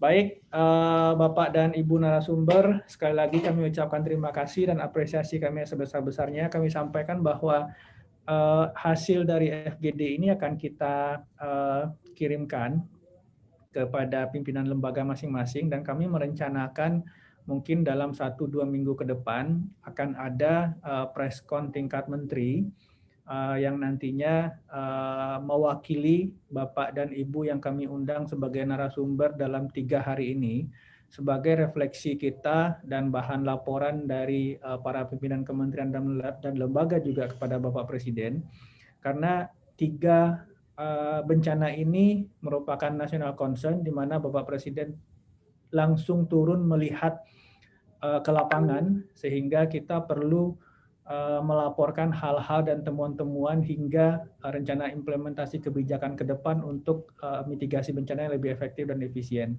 Nantinya pertemuan preskon tingkat menteri ini akan kami beritahukan lebih lanjut. Tetapi yang pasti bahan-bahan yang sudah kita kumpulkan dalam 3 hari ini akan menjadi dasar bersama untuk pembentukan polisi yang lebih baik. Demikian Bapak dan Ibu narasumber dan peserta FGD sekalian, terima kasih sekali lagi kami ucapkan atas nama Bapak Deputi Sistem dan Strategi. Kami mengucapkan terima kasih untuk diskusi kita tidak hanya untuk hari ini, tetapi juga dari hari Senin, Selasa hingga sekarang.